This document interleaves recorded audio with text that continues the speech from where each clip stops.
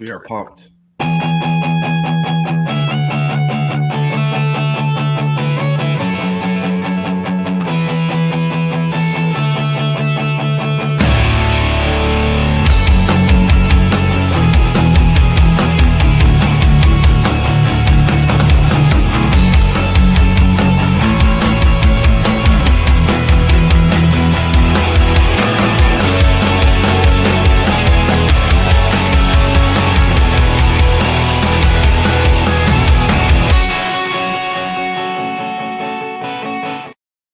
Good morning, everybody, wherever you are, how you may be listening. This is your Wednesday wrap-up. Herb's in the house. His brother's not, though. Uh-oh. I mean, do I have to send the text message already? I mean, it's... How's it going, man? I am good, man. I am good. I'm ready to have a good day over here. So, a lot of fun stuff to talk about. Absolutely. Absolutely. And, I mean, it's crazy to think that we're already staring down week 4. Seemed like the off season was really long, and here we are. We're almost a quarter of the way into the season already, so it's pretty wild. But there's definitely some interesting storylines that are starting to come about, and a couple of them happen to be about the Giants. And the first one, this one here, now. This one seems weird to me because if you have somebody when you're playing and you have somebody that wants your jersey, right? And maybe you don't want to give up the jersey in that particular game for whatever reason. You set a record in it or, whatever, right? Like you have something you want to keep that particular jersey for. Right. And someone asks for it multiple times in like different games. Even if you don't give him one in the moment, don't you think that you might send him one? Right. Because it's not like you don't have a bunch of them. Right. They first off, these jerseys are cleaned and processed by, normal like uniform companies. Right. Like that's something people probably don't really realize. But here in Seattle, they used to just use like Cintas, right? The same ones that would do like car dealership jerseys. Right. Yeah. The ones you see all the time. Yeah. Yeah. And so they actually do those jerseys and everything. So, I mean, they literally bring them a stack of jerseys. So what? It might cost you a couple $100, right? But instead, you deny the guy enough times. This is a soundbite you get on TV. For jersey swap, and you've never gotten one. Never gotten it. Did you ask him again tonight? I don't even want it. It's all good. I don't want it. Hey, over time, you kind of understand that now I don't even want it. Man, like, hey, you're not talking about a scrub like that's asking for it, that it's a nobody. So, I mean, you know what? And I think most of us, I'd rather just like, no, I'm never going to give you one. Tell me that versus just kind of like, oh no, like I want to hear Russell. Well, I don't want to hear Russell Wilson's side. Yeah, because he's kind of. I don't care. In the middle of that thought, I said, you know what? I don't care what he has to say. Just swap the jersey, especially with a guy who's a great player on the other side. Yeah, well, and you should be happy anybody wants your jersey too, by the way. That's the thing, right? Like, even say everybody's wanted your jersey. Cool. What? It costs you a couple $100? Right. Right? I mean, because they'll charge you for your jersey, sure. Okay. You're worth $500 million. I think that couple $100 probably ain't that big of a deal. Right. I can't see you looking over the bank statement going, oh, $200 for the jersey. I'm broke. That's it. You know what? Sell the house. Cannot do it. Yeah. No, it's I don't know. Things like that I never get. Right. Obviously Russ, as good as he is in so many areas, he definitely shows you who he is in moments like this, where it's just like, man, like, why do you care? Right. Yeah. I'd be happy if somebody wanted mine. You know what I'm saying? And what was it? Was it the clip of Micah Parsons walking with a lineman who asked him for the jersey, and he was like, "I know I'm just a scrub, but I would love it." And he was like, "No, dude, I got you, man. You never say that about yourself. You're a player in NFL, blah blah blah." I was like, those are the interactions you want to see. Two guys have been beating the heck out of each other all day, and it's like, look, man, can I get the jersey later? Cool, man. Everything off the field is, off the field. Versus Russ, who kind of the exit in Seattle wasn't the greatest. And then it just seemed like he was the most hated man in Denver. For real. It's, little stuff like this goes a long way in repair. And it does, like you said, $200. It doesn't, it's not costing me anything. Just, I mean, even if it was $500, like, yeah, okay. You're good. It's not like people are asking for you at all the time. And exactly. I don't know. It's, I always find that odd, right? Yeah. It's just like, man. And again, maybe you set a record during that game. You didn't want to give that one up because you're going to put it in your man cave or whatever, right? Cool. I get it. But you literally have a stack of them that the company brings you. So just send them a different one. Just be like, hey, you know what? I can't give you this one because this one's going in the house. But I got another one for you. I'll send it to you. Right? Cool. Like, there's zero player that wants a jersey swap that's like, no, it has to be the one you're putting on today. Like, they're just your jersey, right? Yeah. And they're not keeping up with your individual stuff. They don't know what you said in this game or not. They're just like, I just want the jersey that has your name on it that you actually use, man. That's pretty much it. Plus, Russ, you ain't been good in a minute. So, I can't imagine these are milestones that you're still setting. And maybe they are. Maybe I'm totally wrong. I haven't been paying that much attention. Yeah, he's like, you're on like your fourth. I started another game in the NFL. Which, incidentally, ended last week because they have announced that Jackson Dart gets the start. And this sure feels like a Dable situation trying to keep his job is really what that is. And then Dable had the weirdest soundbite. So here we go. For Jackson to get in the game, and then when you put Russell back in, they were booing him. Wilson takes a few steps off the sideline, comes in, Dart heads out. And you're also feeling it from the crowd every time they take Jackson Dart out of the game. I'd be booing too, to be honest with you, in terms of not being good enough. No, not scoring, not finishing. I understand that. That's the nature of it. We got to be better. I'd be booing too. So the thing that's wild about that to me is you're the guy calling the shots. Yeah.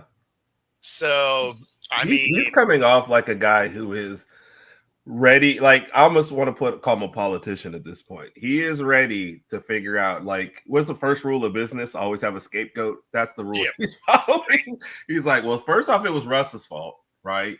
Now it's Jackson Dart's fault because I thought he wasn't ready, but you guys booed and wanted him out there. Now look, guess what? He's not ready. So now it's his fault. So that's right. It's guess we'll go to Jameis. Yeah.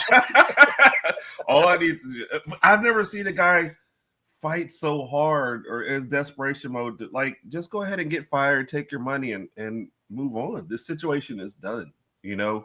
And you look like you're just throwing crap at the wall, and like, I hope one of these works out. So no, I think it's too early for Jackson Dart. I don't know why you signed Winston if we were just going to skip that step. Like your Seahawks, if something happened to Darnold, Milroe's not going out there. They're like, this is why we signed Locke.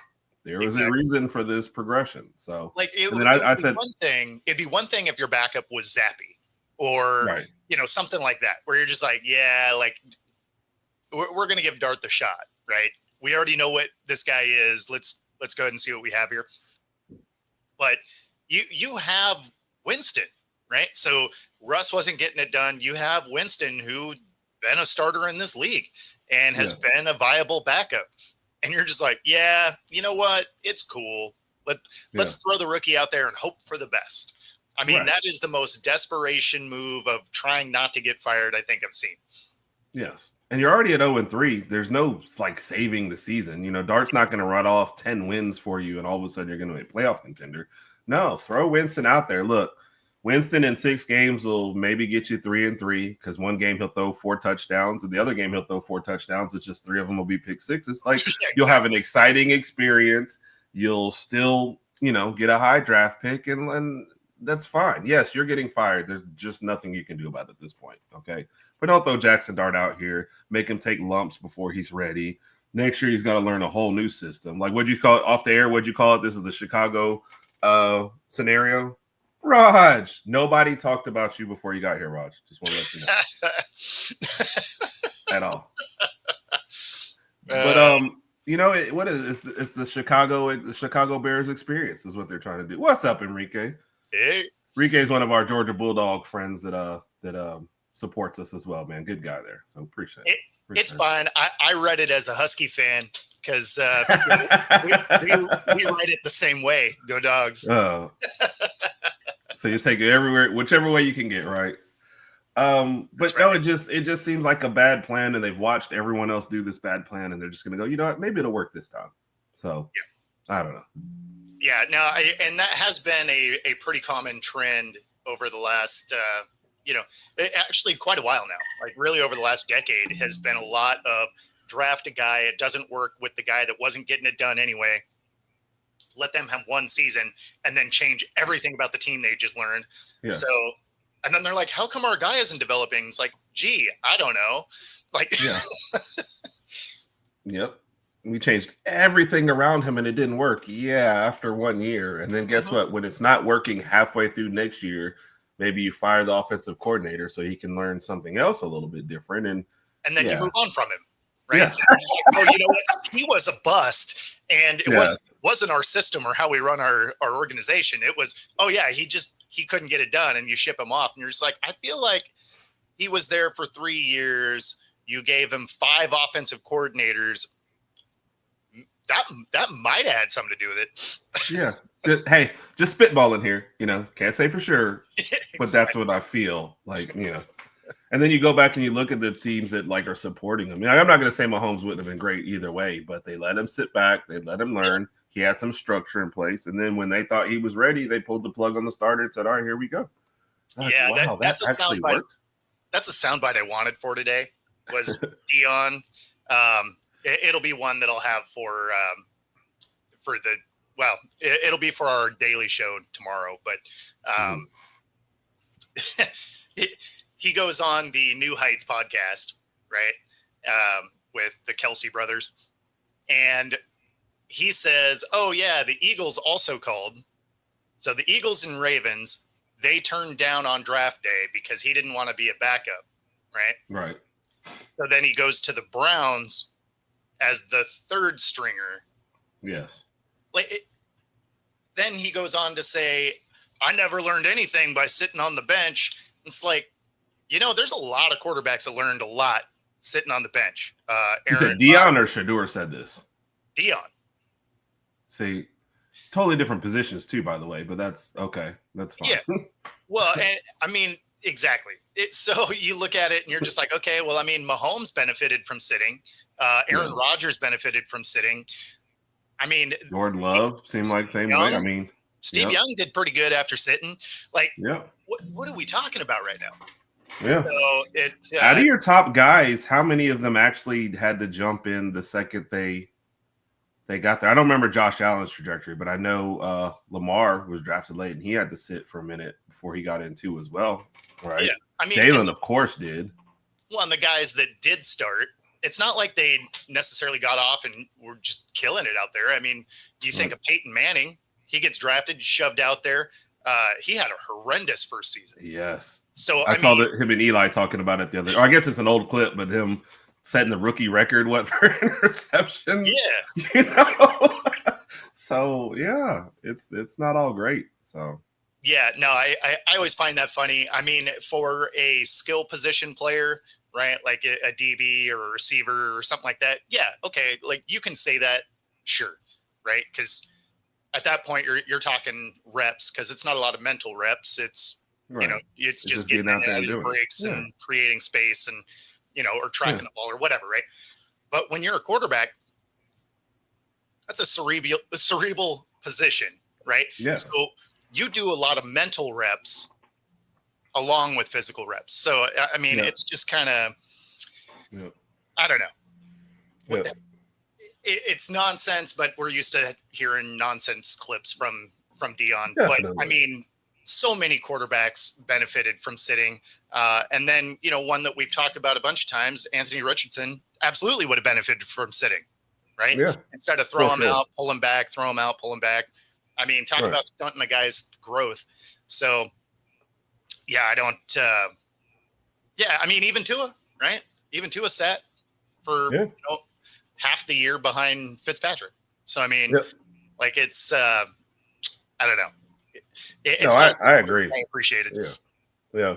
And it's like you said with DB, and like I said, like I didn't play either positions, but with DB, I just feel like, there's a lot more physical, right? You can probably overcome a lot of mistakes. Plus, you got some help at least. If they throw you out over on this side, look, the safety might shade over. Maybe the defense gives you whatever. When you're the quarterback, it starts with you. There's a lot you got to do to start. You're the one guy, I guess past the center that touches the ball every single play. When you mess up, everybody sees it. You know how it is. As a DB, you can mess up, but if quarterback doesn't catch it, hey, you're good to go. If you're the quarterback and you mess up, guess what? You're in an interview at the end of the game going, so how'd you throw the pick that badly?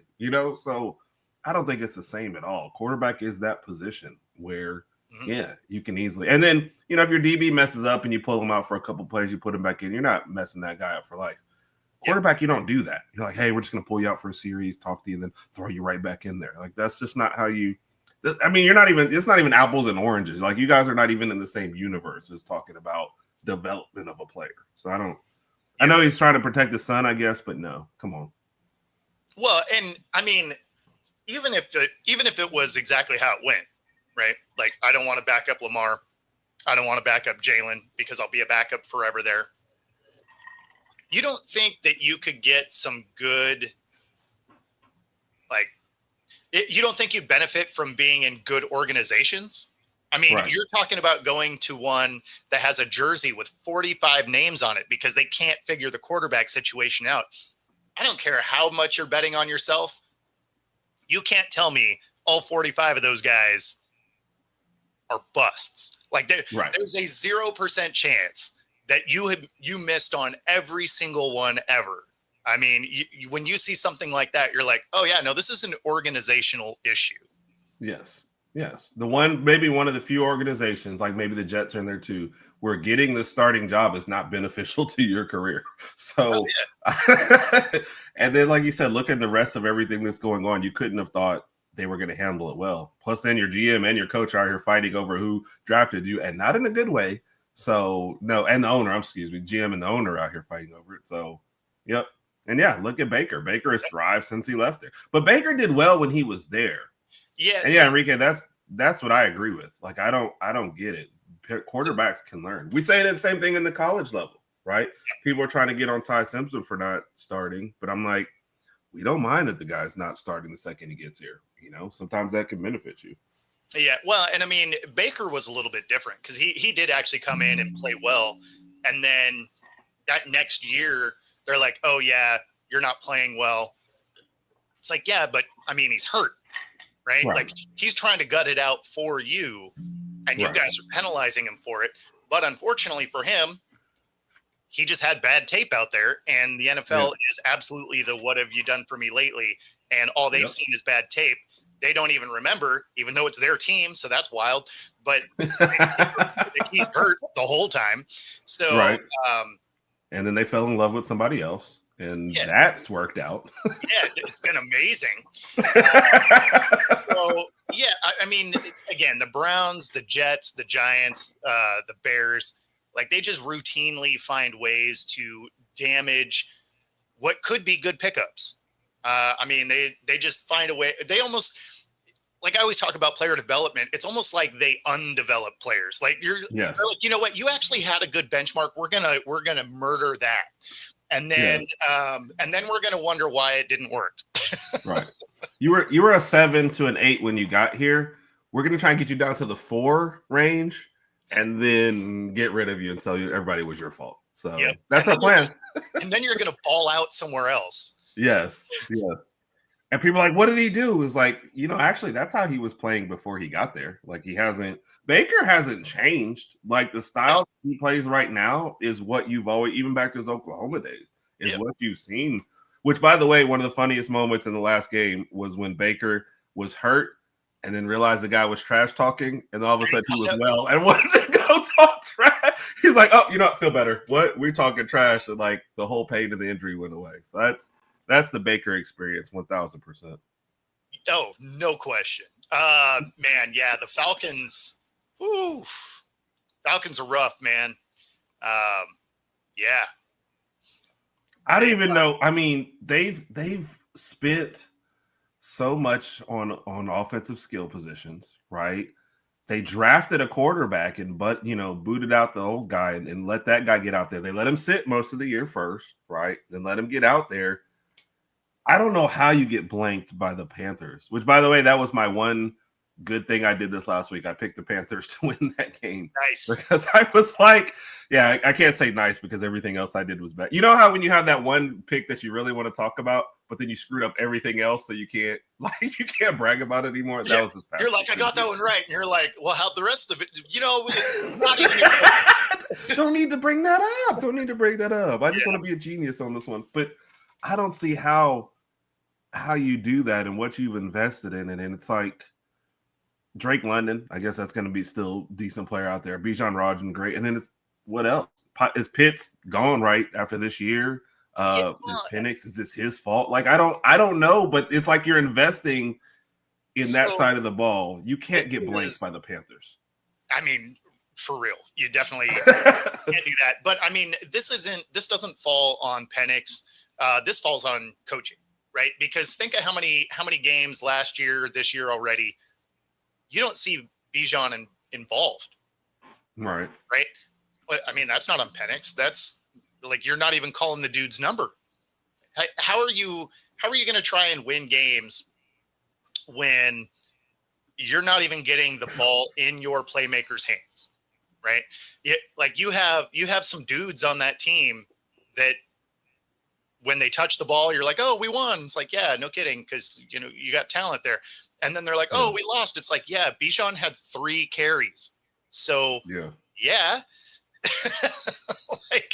And that's the thing, especially for a dual threat. I mean, he did get 5 catches, 13 carries in last game for 72. I'm thinking, especially I don't know, 20 carries. I mean, this is a guy, I don't know.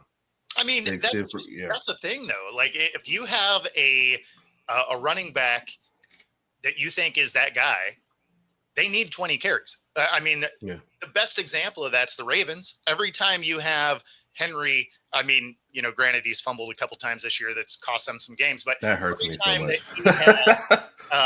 Every time he's had like 16 or fewer carries, they lose. Right. And if he has 20 or more, they win almost every time. Yep. And there's certain teams like the Lions, no matter what, they're like, our running backs are getting a certain amount of carries. And then there's other teams like the Falcons who are just like, hey, we drafted a running back in the first round. Let's just not wear him out. That's fine. I'm like, but that's the whole point of drafting him in the first round. That's why a lot of teams don't do it anymore. If you're not going to feed him, don't worry about it. So yeah, what's the point? Yeah. No, it's Atlanta is such a weirdly ran team. Just because, I mean, you see what they have, like on paper, you're like, okay, you're in a bad division. You got some dudes here. Like, I feel like you can win this division. And then you watch them play, and you're just like, I don't understand what it is y'all are doing wrong. But did you guys not actually play football before? Like, I mean, right? Second place in that division should be easy with a battle with Tampa Bay for first. Yeah. You cannot drop games to the Panthers. And not in that fashion. Like, look, if it was a 30-27, defense just had a bad day, fine. But 30-0 is just absolutely embarrassing. Yeah. It's not like the Panthers had a great game. I mean, Bryce threw for 121. Yeah. Exactly. Yeah. I mean, you can't lose like that to a team that is going to be bottom 5 in the league. Yeah. Now, granted, you're also going to be bottom 5 in the league. But you sign Kirk and then you draft a guy. So that was already kind of a weird situation. Yep. The way they signed Kirk wasn't terrible though. So they signed him to, the multi-year deal. The back half of it is voidable. All the guaranteed money was last year and this year. So if they move on from him after this year, it doesn't hurt them at all. I think he only has $10 million guaranteed next year. So even if they were to eat that, that's a drop in the bucket when it comes to hitting your cap. So I don't think they're too worried about him moving on after this season. But Right. I mean, but I think to his point, they did it very early. They did eat a lot of money by not having him finish out, I guess, early on. But he didn't look healthy when they got him out there. So it's almost like, did you not do your due diligence on the guy before signing him to a huge contract? So, well, I think they expected their offensive line to be better than it looked. Because I mean, it's not like Aaron Rodgers looked awesome in the first half of the season that he finally played either, right? Right. Those Achilles injuries, within a year you're back on the field, but you're still not right? Right. Like you're still, trying to get into game shape after that. So I didn't expect Kirk Cousins to be amazing because, again, you're talking about a 40-year-old guy trying to rehab an Achilles injury who wasn't overly mobile anyway. So I didn't expect him to look awesome. But at the same time, it sure seemed like you gave him a lot of money to then go draft a kid. Yes. And blindside him too, by the way. Honestly, even if they kept him out there, though, it wouldn't have mattered because they don't call a game plan that uses their guys. Right. So. Right. No, I agree. They don't target him enough. The Bijan thing has been going on forever now, it feels like. And it's not even that he's been there forever, but it just seems like one of the easiest things in the world. Get the guy touches, however it comes. But 20 minimum, should be 20 rushes. But I'd take 20 to 25 if 5 were passes, 6 were passes. But he's clearly the best player on your team. So ride him till the wheels fall off. Yeah, I mean, I just don't understand how you don't get these guys involved. I mean, it's not like it's not like a college roster where you're like, oh man, there's 150 guys and I just lost them in the shuffle. There's 53. And when it comes to running back, you got 3 or 4. Yes. The chart is not crazy. Right. And that last one is probably a special teams guy or something else anyway. He wasn't getting carries. So, let's boil it down to these couple. And how many of them on the roster did we actually draft in the first round versus we picked up along the way? So, yeah. One. Boil that down real quick, huh? I mean, it's almost like the way they run that team is almost like the first day of practice where you still have tape with people's last names on their helmet. Right. They're like, that guy. Yeah. Barry. Bijan. Yeah, come here. Yeah, over here. Yeah, you're wearing a different number today because, again, this is day 2. Like, I don't know who you are. Yeah, no, I mean, but that's how they run this team. And you're just like, what are you guys doing? And, now that if you're this point in the season and you're 1 win, obviously you can come back from that. But I mean, all these 0-3 teams that are around the league are, they're about done, right? Like this is a must win. It's almost like a playoff situation week 4 for a lot of these teams that are 0-3 if they want to have any shot at it. And I feel like outside of that 1 win that Atlanta had, they feel like an 0-3 team. They do. Especially after this last performance. I can't remember what the 1 win is anymore because this is bad. A negative 17 differential 2 on the year. Mm-hmm. Of course, lost to the Bucks. They beat the Vikings. I mean, like they beat them by a lot, right? So you're just like, okay, 22-6, yeah. And then you turn around and do this, and you're just like, I mean, I don't know what you are. The one thing I do know is you're gonna be the least reliable pick when we do our pick'ems because you can win, you can beat a good team, or you can fall apart to one of the worst teams in the league. So you're just like, I feel like no matter how I pick you guys, you're going to ruin my pick'em. Thank you. Yep. Yeah, exactly. Beat them badly and then a huge dud. That being said, we are at the halfway point. If you are listening on 97.3 ICU radio, there is some smooth jazz headed your way. Otherwise, stay tuned right here on YouTube at Football-Talk. And we are going to do our power rankings, NFL power rankings. So This is my personal power ranking here is going to make some Colts fans mad. But so here we go. So as we go through this, I like the Bills and the Eagles here. You probably could swap them if you wanted. Especially when you see things like the way the Eagles came back over the Rams. They were getting smacked in the first half, and for them to power back, block 2 different field goal attempts, and return that final one for a touchdown. I mean, you're seeing resiliency there that you're just like, okay, like these guys still want it. Chargers being 3-0. And especially starting off with the Chiefs. So it's not like a 3-0 like you have with the Colts. Like they've actually had to beat good teams and in their division. So no, it's so that was good. The Lions probably actually could have been in that first spot if they didn't have the dud, week one issue. But the Niners being 3-0 is a surprise because they've like accidentally got to 3-0. Yes. So that's why they're as far down as they are. Yeah. If you said like no Kittle, no Purdy, no Ayuk, I would have been like, so what are they, like 1-2, 0-3? Like, no, they're 3-0 with a mash unit back there. And they're not pretty wins. They're like ugly. If the other team gets 15, we're getting 16. So and Mac Jones is your starter. I mean, you're just listening to this and you're like, so they're getting killed, right? Like these guys are not good, and they're like, oh no, 3-0, let's go. That being Debo's said, gone too, by the way. So I don't even. Juwan Jennings is not out there. I'm like, who? Yeah, Ricky Pearsall. We got him last year. Missed most of the year because he got shot. Now he's the guy. You're like, what is this team? So and then the injury hits just keep coming because now Bosa's done for the year. Yeah.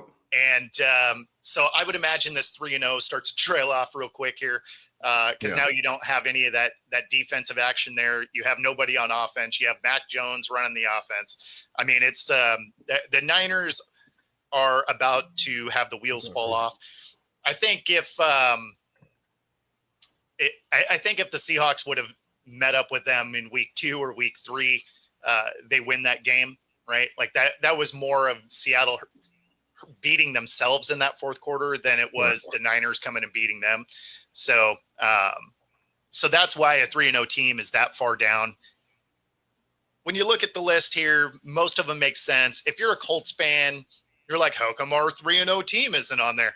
Well, because you beat a Miami team that doesn't want to play football.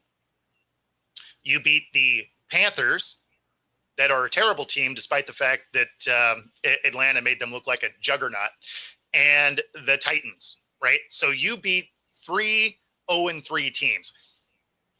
They may make this list if they can beat a team that, I don't know, has a football team. Now, I'm not taking away from, what Daniel Jones has done. He's looked good. The team has looked good. And yes, I understand you have to beat the guys that are on your schedule. But that doesn't put you in. Dang, Rod. Right.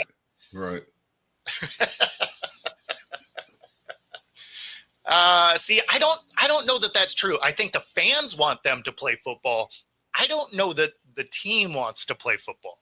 I mean, you have a coach that is like, we have to win the game and not lose the game. And, and just to have fun with all of his sound bites. It's a great day. We're one day closer to death. Like, dude is enjoying South Beach way too much, right? Yeah. He was definitely one of the dealers on Miami Vice at this point. Like, no, that's my cousin. Now, Rod, y'all better beat the Jets and then the Panthers. Like that, these two are as close to a must-win. And I don't even know if it matters at this point when you're at 0-3 and it's looking as bad as it is. You've already lost 2 division games, but it doesn't make any difference. And the worst part is based on what we've seen on the field, even with a backup quarterback with the Jets, they haven't been able to move the ball. The Jets have a good defense. So even though the Jets aren't a good team, based on what we've seen out of Miami, they could definitely beat them. The Panthers. Yeah. Well, they moved the ball pretty well. I mean, they scored a bunch against New England. Defense just gave up totally. They moved it against the Bills at times. It was like the drive was either great or terrible. There was just like no in between for Miami. And that was kind of, but they had a lot of fight against the Bills. And then you have a back-breaking interception by our guy. My favorite thing with Miami is there's just no plan because what do you got the Jets guy, but the guy that you've drafted is Ewers. That's not your future plan. So if you ever thought about pulling Tua and try and give it, no, you're not going to go to that. So you're kind of just stuck with what you have out there right now. So I don't know. Well, I mean, to that point, right? Like they don't really do anything on defense. The offense is sporadic, right? And you have a coach that seems like people aren't really bought into him anymore. You have Tyreek Hill, who is sometimes wants to be there, sometimes doesn't. It's just a weird. Like it feels like it's a tank for Ty. it feels like it's a team that's about to get blown up, right? Yeah. It feels like, hey, we're going to fire our coach. We're going to get rid of Hill and Waddle and free all our cap space back up and try again, right? Yeah. Which is sad because of, what I said with the Falcons kind of holds true here. You've invested almost right down to the lefty quarterbacks, right? You've invested so much in the offense with Tyreek and Waddle and A-Chain. And it's like, those are the teams you need to at least be the Bengals, right? If you're going to lose, you should be hitting 30 every game. And the only game you got closer with 27, you still lost. So I don't know. It definitely seems like they've invested enough and this is why I think it comes down, like the coach is definitely getting out of here because they're saying, look, we've given you toys. Yeah, I get it. The defense hasn't been great for a while, but the offense should be more consistent than what it is for what we've put into it. If you're going to invest only in one side of the ball, that side of the ball has got to be great, especially if that's something that your coach does, Now, look, if you had a defensive head coach and you put all your money into the offense and it was a mismatch, I thought, okay, that's fine. But that's not the case here. So it has to be better than what it is. And look, Tua's my guy and all, but and if you're at $50 million, I can't see, against the Bills. Like I get it, they're the Bills. You were expected to lose that game. But if you have a chance at winning, you can't make plays like that. And I know there's Kurt Waters trying to defend him and all this kind of stuff, whatever. You just can't make plays like that. You gotta have winning plays at that time. It's not like the Bills defense is awesome, right? Like everybody's been able to move the ball on this Bills team. It's just the Bills happen to be able to score points, right? So I mean, like that's the biggest thing there. The problem with Miami is they can't stop anything. So yeah, they can move the ball at times, which I would hope so, because all your money's on the offensive side, similar to the Bengals. Right. It's like, okay, yeah, you guys are going to put up points, but you're going to play teams that have a defense. So the other team's going to score every time, and you're not. So even though you're going to put up 30, they're going to put up 35, or So it's like, yeah, okay, cool. There was firepower, but once you move on to next week, all we see is the L. Right. I mean, that's why I always laugh when people are like, oh, yeah, it was an ugly win. It's like, yeah, but you know what? In 2 weeks, when nobody remembers this game at all, you're going to look back and be like, oh, yeah, it was a dub. Yeah, absolutely. And those are my funny, and this is where spoiled Bama fans come in a lot, complaining a lot after the wins. What I always liked about the ugly wins was, especially in the Saban era, it gave him something to coach with the next game. Hey, you guys are not world beaters. So from a coaching perspective, yeah. But guess what? I'd much rather be 3-0 with a terrible win at Florida State than 2-1 and fighting for your life in the next game. And I don't know any. If you're not celebrating the wins anymore, then what are you doing? Right? This is for sure. This is sports. Everybody's not going to be on the same page every day. If you're a college fan, you're going for 18 to used to be 18 to 21-year-olds. Now it's like 18 to 26-year-olds, but still it's you're looking at kids to do this. So yeah, celebrate the wins. I don't care if they're ugly or not, man. I'd rather be undefeated than not at this point. Well, and number 5 on our list here, is nothing but ugly wins, and that was Right. the Bucks, right? Yeah. So Yeah. it's a they've come from behind all 3 games, 1 possession wins. Yep. It worries me a little bit, right? Like, obviously it says great things about Baker. He can lead his team back and tons of grit and all of that. Awesome. But we watched the Vikings do something very similar where they went 11-1 in 1-score games JT. and to win the Super Bowl. Love you, JT, but I just don't think so. I'm not sure which alternate universe you're living in, but in this one, He's playing Madden. Yeah. Okay. And that's my boy JT, though. Shout out to you, JT. JT and Roger going through it as Miami Dolphins. Yeah, fans, so I mean, you feel bad for Miami fans, but yeah. So when you're looking at Baker and company, I mean, unfortunately, we watched the Vikings do this right. a year ago, where they go 11-1 in 1 possession games, and the problem is that's hard to sustain, especially when it becomes playoff football, right? Yep, I agree. So, and then and they just lost Evans too, right? He's down Yeah. for a little bit. Yeah. So, but I could still see them beating the Eagles this weekend. yeah. See, and that's the thing is, if it's a close game, sure, you can't count Baker and company out, right? You're just like, hey, Right. we've seen him do it a ton of times. I don't know that this is going to be particularly close. The Eagles have enough pieces that they probably beat them up pretty good. Mm-hmm. It won't matter for their division, right? Like the Bucks Right. are going to win their division by default. Like, there's just no other teams in their division. But like, it's bad. Isn't it the worst? Yeah. And so you look back and you mentioned this earlier. Atlanta loses by 3 in that game and basically gets rid of their kicker after it because that's what would have at least tied, have a chance in overtime. And then the Rails, and you're thinking, wow, the division, it's going to be a good fight for the division. And then you look at the line after, we're like, oh, never mind. Tampa is just going to win this one, going away. So, Oh yeah. know, Like, I mean, realistically, the other teams could just wrap it up.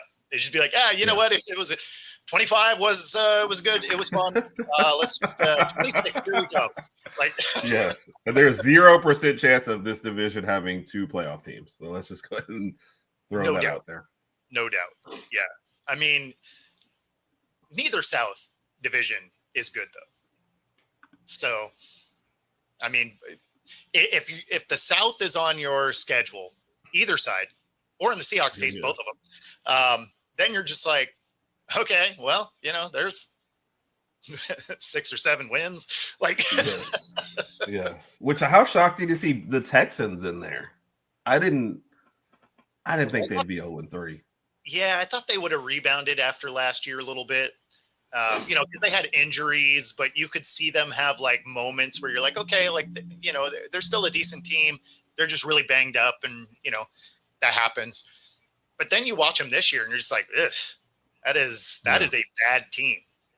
Yeah, which is sad because I mean the defense has given up 51 points in 3 games.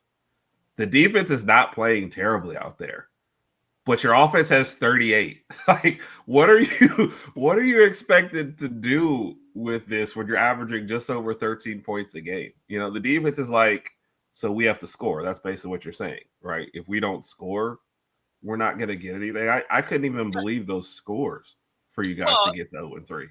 I mean, we watched that exact team last year, right?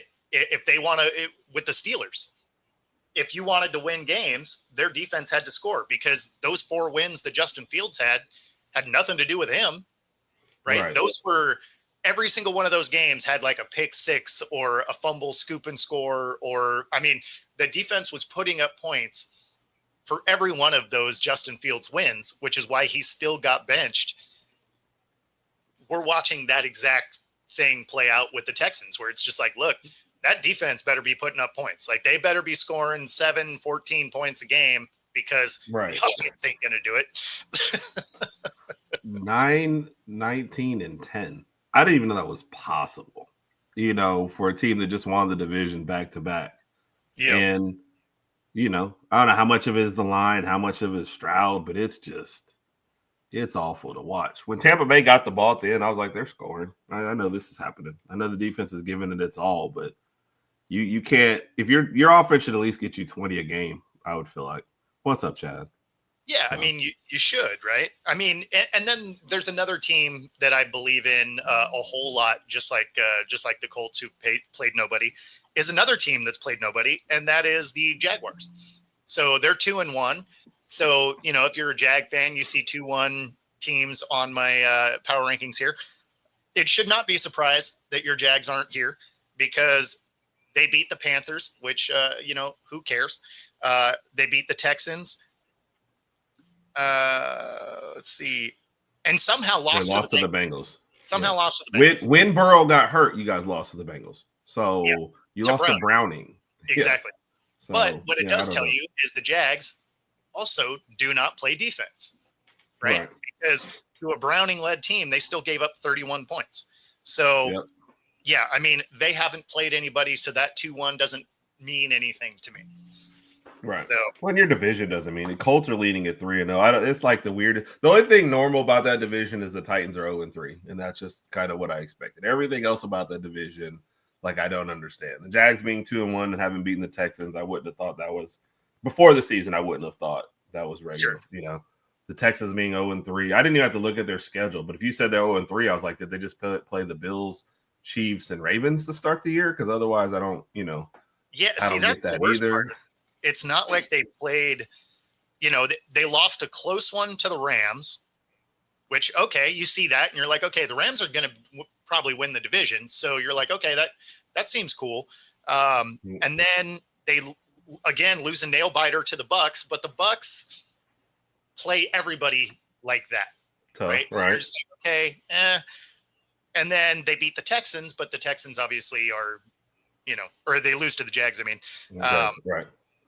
And so you're just like, okay, well, the Jags have an offense, but you would have thought that Texans defense could have done something. And yeah, I don't know. Again, both South divisions are just terrible. Yep. Well, I mean, to that point, though, against the Jags, only lit up 17. They've only given up 14, 20, and 17. I mean, those are not egregious scores, but you're thinking, can y'all have one offensive explosion? And in Tampa Bay, it was the last drive of the game that even got them to 20, so they were holding them down pretty well. And the Jags only get 17, but if your offense never does anything and the other team's just taking shots at you all day, even, what is it? A blind squirrel finds a nut. Like, they're eventually going to get something on you, but if you're trying to ask them to pitch shutouts, they gave up 14 to the Rams. If I had told you they gave up 14 to the Rams and 20 to Tampa Bay, 7, you'd probably think 2-1 or 3-0. Sure. But you have the lowest scoring offense in the entire league, right? And that's the Panthers, the Falcons. Yes, they've all scored more than you. So I don't understand. I mean, the Panthers almost scored more than you in their last game. Last game, yes. If somebody had known that, hey, if we get one more touchdown and go for 2, we tie the Texans. Like, I would have done that if I was the Panthers, just to see, All of a sudden, they're like, you guys are running the score up on us. And they're like, yeah, but not in the way you think it. Yes. We're sticking it to the Texans. They're like, what? We're trying to do something. We're trying to do something funny right now. Yeah. No, it's I don't know. It just there's some teams that you obviously you could argue because of the record, but they don't pass the eye test, and that's why they're not here. No. So yeah. So anyway, that's my week 4 power rankings. If you agree with them or don't, doesn't matter. Throw them in the comments there. Love to hear it. Especially if you're a Colts fan, because we'll take that heat, and then you can tell us how you beat some really good teams. Yes. Are there any of you out there? I don't know that I've ever run into a Colts fan, or somebody who wants to claim to be a Colts fan at this point. Yeah, they exist, but not so much around here. Here in the Pacific Northwest, anybody that was a Colts fan was actually like a Peyton Manning fan or an Andrew Luck fan, maybe a Hilton fan, but they weren't really necessarily like, I love the Colts. I mean, you probably actually have you probably have more fans of their mascot than the actual team. True. So, all right. Well, so switch over a little bit. We got Cal hitting number 58 and currently sitting second in the MVP AL voting. MVP vote. Just 2 votes behind Judge. I think there's a real good chance that he ends up winning that MVP. If he can hit 2 more home runs, which they're playing the Rockies right now, so entirely possible because that team Are they in Colorado? Are they at home? No, they're at home. They're at home. Okay. So, I mean, both are beneficial if you're, if you're trying to get 2 more. It's actually it's harder to get them out of our park than it is in Colorado. Okay. We have more of a pitcher's park here. Our fences. Oh, right. Yeah, Seattle. Yeah. So, I actually did know that.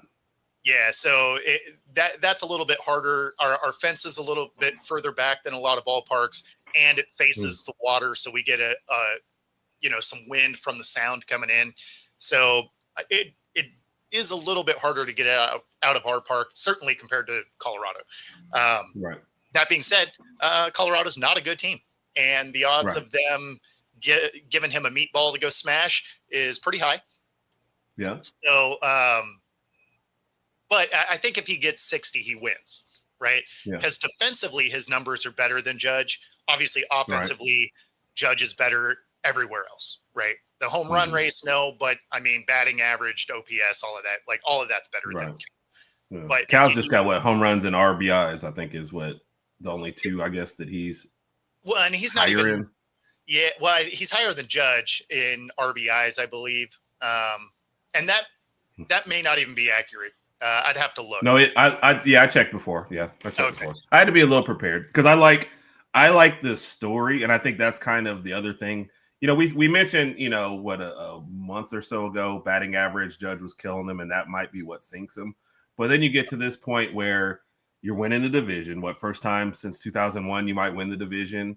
Yep. You just hit 2 more home runs in a series against the Astros, who still might be the most hated team in baseball because there's a lot of residual from that. So if you can knock them out and knock them out of the division and win it, and you're, switch hitting catcher, voters are human. And there's that part of it that says, like, look, there's going to always be Yankees fatigue, right? We saw with Jordan and like LeBron. You've always seen those kind of things, right? And that story is better. Winning your division is better. You're the face of the team that's won the first time there, and you get to knock the Astros out of there too. Yeah. I think there's a lot of extra factors that go towards. If I'm a voter and I'm like, Judge is going to have a million chances, but how many chances is really actually going to have? He might, you know what I mean? These are external factors like Herb. Those are not real factors. That's fine, but they're human factors. Yeah, you know what I mean? It's a voting game, right? Yeah. So, I mean, that absolutely is a piece of it. Anytime you are breaking a Willie Mays record, that shifts a narrative, right? Mm-hmm. Or say you're going to set a franchise record for home runs where you beat out Ken Griffey Jr. That shapes the narrative a little bit because that's not even anything to do with being a switch hitter. That's just mashing home runs, period. Right. And arguably one of the best home run hitters ever, right? Like, I mean, especially if he would have never got hurt, who knows what he would have ended up at. But, I mean, because he was never quite the same after breaking his wrist here in Seattle. No. I mean, he still hit home runs and, even with the Reds, like he still had decent season, but he wasn't hitting, 56, 57, or 56, I guess is what it was. Like we knew he was capable of, Yeah. You're just like, okay, this is who he is. Cause I think he hit 56 here twice. And so anytime you're in the conversation with those guys, it's like, I mean, that shapes the narrative. Then you do it as a catcher, arguably one of the hardest positions to play. Not only are you calling the game, but you're kneeling the whole time. So you have to play really good defense. So, I mean, there's a lot of things that I think help him get there. And I think if he can get those last 2 home runs, hit that 60 mark, I think I think that would put the bow on it. Yeah, I agree. I think he's got an excellent shot at it. Where maybe a month ago I was like, Judge is going to run away with it. But I think this is close enough to where I agree with you. If he gets those 2 more and that narrative and those names, if you could throw out Ken Griffey Jr., so I beat him in this or whatever, tied to this, then I think he's got an excellent shot. And from the outside, like a guy who doesn't really follow baseball, he would be the guy I'd vote for. You know what I mean? So I know that doesn't matter in the grand scheme of things, but there probably is like a little groundswell where you're like, casuals are behind Cal. So, I think that does. It's just a good story, right? It is a good story. And they love stories. That's baseball, right? Baseball is about stories. So, I don't know. It would be cool for him to win, obviously. Right. Could Judge get there based on offensive consistency? Yeah, maybe. Right. Obviously you have he's a Yankee, so he's going to get a bunch of votes no matter what. Mm-hmm. But at the same time, you're like, okay, well, defensively, he's not as good. He plays a easier position. Right. So there's those elements to it. He's won it before. So it's not like, you watch that with Jordan. Voter fatigue. Yes. Yep. Like Jordan could have won every MVP ever. Yes. Right. Especially during the championship seasons and stuff. Like he was just absolutely tearing it up. But he didn't. Yeah. Right? So, Kobe probably could have. Like he carried some interesting teams along the way. Mm-hmm. He didn't win them every year. LeBron obviously was the best guy on his team a few different times, but he didn't win. So, I mean, those are all let you know that it's a voting game and stats aren't the only important piece. Yeah. Yeah. Voters are human. They go, like you said, stories are bigger to them. And sometimes they legit, I think Shaq had one person vote against him when he went almost unanimous. And that guy said, I just didn't want it to be unanimous. Like people will do things that you will be like, what? And they're like, yeah. So voters are human. No. The petty definitely comes out, right? Yes. Like, Yes. I mean, there's a reason. There's a reason T.O. wasn't a first ballot Hall of Famer and had nothing to do with his stats because his stats were amazing. Like he would have been first ballot Hall of Fame if it was AI selection instead of humans right? Yes. But instead, it's people, and they're like, don't like that guy. So easily. Yeah. Easily. No, you're absolutely right. So before we get out of here, WNBA moving into the second, round of the playoffs. My Storm end up out of the mix. This offseason is going to be crazy when it comes to the W. So we could talk about, the playoffs. Obviously, they're going on currently. But this offseason is going to be wild because they have the new CBA that's coming, right? Mm-hmm. But they're still miles apart. The deadline for it is October 31st. So you have roughly 6 weeks to have two sides that aren't hardly communicating come to a deal. Right. You have 90% of the league not under contract because they were waiting for this deal, right? Right. And then you have an expansion draft for the two teams. So if there was ever, if they can get the CBA done, if there was ever a time that a team could come buy a ring, this is that year because all the players are going to be available. Yeah. Here for the Storm, we even fired our coach right after that loss. And so not only are we going to have a new coach, we only have one player under contract, and she doesn't. I was reading that. So, man, gonna be pretty crazy. Yeah, gonna be very crazy. And my one thing on the playoffs, this is another reason why the playoffs need to end before football season. It's probably one of the better playoffs that you've seen, and everyone's missing it. But the first round ended pretty well. The second round's going to be wild. And then, like you said, this is the best time to follow. Playoffs are great. All season's going to be wild. The Unrivaled League kind of hangs in the background, trying to figure out what they're doing. And, your president of the the players is also the person who made the Unrivaled League. So it's like there is so much. This is a soap opera about to happen this offseason. Well, especially when you think of that Unrivaled League will really explode if they can't come to a deal in the W and they have a lockout. Yes. Everyone that wanted to watch is now going to go watch Unrivaled because all the players aren't under contract. They can play wherever they want. So going to be pretty crazy. Score prediction. Oof, man. I don't even know. What do you got? I mean, I'm taking Bama, so something like 27-24. Yeah, I mean, that's kind of where I'm at, somewhere in there. But I mean, that game to me could go either way. Like It's a tough one. That's going to be a fight. I'm looking forward to it. Like I'm going to tune into that game for sure. We're doing a watch party for it, live stream of the game. So, or a watch party for it. It's not stream, but yeah. Yeah. That being said, that does get us to the top of the hour. We got to get out of here. If you are watching on my YouTube channel, because words are hard, stay tuned. Coast to Coast coming up next. Otherwise, we are out of here. See y'all next week. Take it easy, everybody.